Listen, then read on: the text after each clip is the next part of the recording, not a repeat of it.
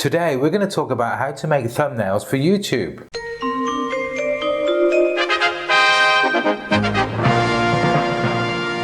Even if YouTube do their part and they get you in front of the search results and the recommended feed and your thumbnails are not enticing or exciting, nobody's going to click through and watch the video unless they're colorblind or have seriously bad taste. Now, if that doesn't incentivize you to start working on your thumbnails, maybe this will. To not take your thumbnails seriously can seriously damage your YouTube. It's like a health warning on cigarette packets. If you concentrate just on your description and you forget about the thumbnails, only using those really ugly frame options, which, let's face it, makes passport photos look good, and let's say the YouTube algorithm picks up on your video because of that fantastic description. If it doesn't do well within the first few hours because you've got a terrible thumbnail, they're going to replace it with another YouTube video that does. They're going to replace it with another video that performs better, that actually does, and you will lose that window of opportunity. Now, one thing that YouTubers all tend to agree on, or at least successful ones, is the fact that as soon as you can, you need to get your face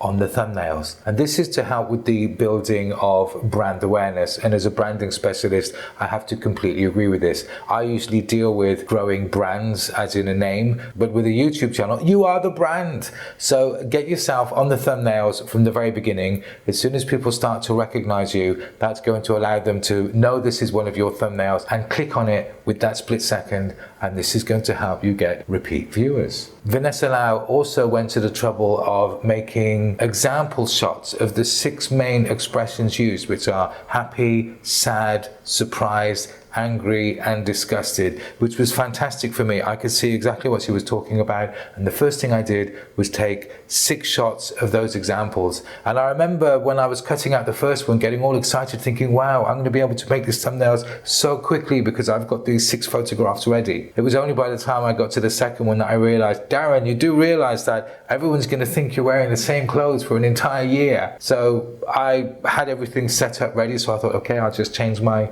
t-shirt another 5 times, 6 6s are 36. I've now got 36 photographs of me doing the 6 same expressions, which is great. Now already from doing the first 16 thumbnails, I can actually see the same expression with the same clothes cropping up a little bit too often. So I'm going to do another 36 very soon, which will give me 72, and see how it goes. If I start to see the same pictures cropping up a little bit too much within the thumbnails, they're too close together, for example, I'll do another 36. I cannot believe, there is no way that I'm going to need more than 108 photographs of me being happy and sad for these thumbnails, but we'll see how it goes. Now, if you don't have much experience when it comes to cutting out in programs such as Photoshop, I don't really want to repeat what's already out there, and that would be too long to go through in this particular video. But there is a fantastic video by a channel which is all about Photoshop. I think it's even called the Photoshop channel. I will leave a link in the description to that video, so if you need to learn how to cut it out,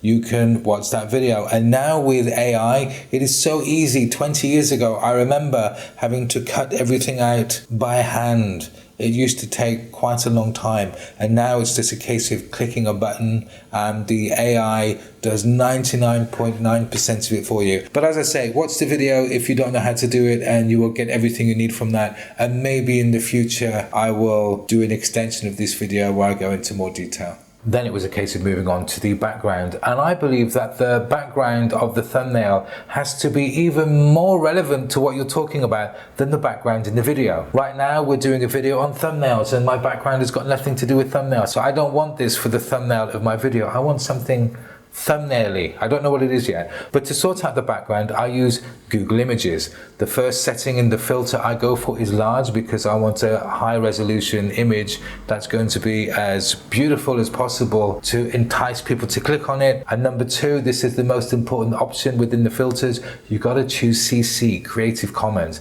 That basically means that you are allowed to use it within your content without getting into trouble. Then once you've got something relative, you can put that in the background. Something else that's agreed upon is the fact that it's very good to use text within the thumbnails. It gives you a second chance, if you will. Your title is going to be optimized for the search results, not really optimized for the recommended results. And the way we type in a search compared to what we read when someone's selling something to us. It's a little bit different. It's not so sales speaky. It's not so sexy. So therefore, by optimizing your title for the search results, how do I blah, blah, blah, and then using the text in the thumbnail to be a bit more salesy speak, will give you a second chance for the recommended feed. Now, the golden rule I have to make sure that the text is going to be as big as possible, easy to read, I don't want them choosing someone else's, I try to stick to 2 words. If I can encapsulate what the video is about within 2 words, so much the better.